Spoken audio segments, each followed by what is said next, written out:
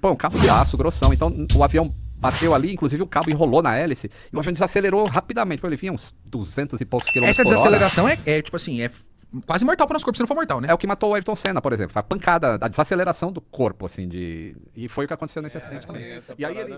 Agora que... Acho que quando você foi, Lito, tava muito recente, ainda não tinha um relatório. Mas agora acho que já tem. O que aconteceu no voo da Marília? Já tem um relatório final? Já tem. O que foi erro humano mesmo? Teve componentes... o avião estava perfeito. Caralho. E teve alguns erros de julgamento ali. O relatório, ele é bem... Como é que eu falo? Complexo? Os elos não são tão visíveis ali, naquele acidente. Tanto é que para fazer o vídeo ficou meio... Eu fiz um vídeo falando desse relatório. E a Amanda galera perguntou assim, pô, mas cadê os elos? Cadê os elos? Aí eu tive que fazer um outro vídeo para explicar. É porque os elos estavam meio dispersos no relatório. Né? Mas basicamente o que aconteceu ali foi que o avião foi para Caratinga.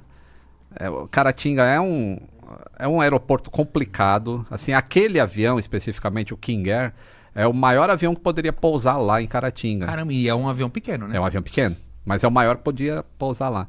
E durante o voo, tem umas formações meteorológicas e o piloto está desviando todas elas. Assim, um cara bem responsável, o piloto. E quando ele chega lá, ele... Quando o avião vai pousar, faz conta que isso aqui é a pista. Não sei se dá pra ver na câmera aí. Dá sim. Dá, né? Então, normalmente ele aproxima mais ou menos aqui no meio da pista, aí ele faz uma curva pra cá, com uma distância X da pista, que isso é calculado para cada avião, e aí ele se afasta, e aí vira pra cá e pousa. Lá em Caratinga tem morro assim subindo pra cá, morro subindo pra cá, morro subindo pra cá. É um lugar... É no meio de um vale. É os morros de Minas, né, cara? Minas Gerais. É Minas. Minas. Nem o ZT consegue desviar. Pois é. Bate lá, bateu em Varginha. Então, bateu em Varginha. Procura educar, como que é? Conhecimento. E aí quando...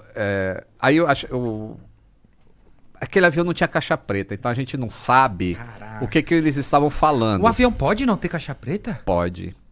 É obrigatório a ter acima de determinado peso de decolagem. Tá. Abaixo daquilo é opcional. Tá.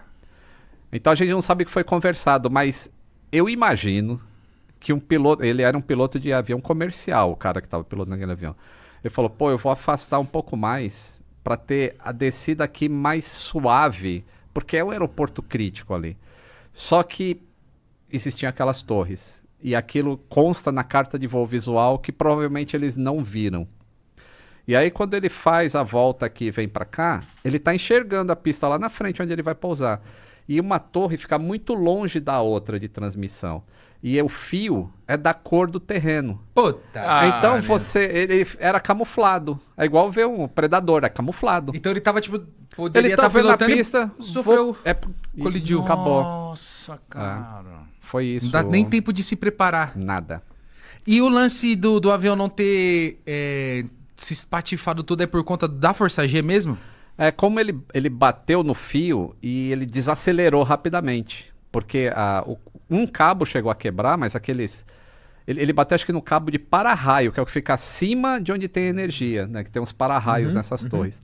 E, pô, um cabo de aço, grossão. Então, o avião bateu ali, inclusive o cabo enrolou na hélice, e o avião desacelerou rapidamente. Pô, ele vinha uns 200 e poucos quilômetros por hora. Essa desaceleração tipo assim, quase mortal para o nosso corpo, se não for mortal, né? É o que matou o Ayrton Senna, por exemplo. Foi a pancada, a desaceleração do corpo, assim, e foi o que aconteceu nesse acidente também. E aí ele perde toda aquela energia que ele vinha, que era a energia horizontal, e aí perdeu com essa desaceleração, e aí ele cai logo na frente, assim, na pedra da cachoeira. Por isso que o avião está em condições razoavelmente boas ali. Você pensa, pô, mas nunca aconteceu nada, as pessoas sobreviveram. Sim. Tanto é que, pô, eu tava em live eu tava ao vivo na CNN. Naquele dia. Hora? E a mensagem que tinha... Vivos, as notícias era sobreviveu todo mundo. E aí eles me chamaram. E aí a minha informação era, tá todo mundo vivo. E eu comecei a falar, não, o avião tá assim, tá assado. Por quê? Tava todo mundo vivo. Aí tem um intervalo comercial. Quando volta, aí a jornalista fala, infelizmente, recebemos a notícia, todo mundo morreu. Aí mudou de figura, né? Já tem vítima, eu já não posso falar um monte de coisa que eu já tava falando antes. E aí mudou o negócio ao vivo, assim, foi meio crítico pra mim aquilo. O seu trabalho, ele passa por uns fios sensíveis, né? Muito sensíveis. Por quê? Eu trabalhava na aviação, eu sou um profissional de aviação, então a gente tem uma ética muito rígida, que é por isso que a segurança existe lá. Lito, tem coisas que você sabe que ninguém mais pode saber? Tem. Isso é do caralho. Nossa, isso é Isso é bom. do caralho. Fala aí pra gente. Nossa, que eu Tem. imaginava isso, eu imaginava. E a gente não fala porque... Porque não tem que falar. Eu ia até falar o negócio aqui, lembra que eu falei, pô, tem um negócio da segurança aí. Mas- E aí eu não falo. Sim. Uhum. Mas dá vontade de falar, mas não falo.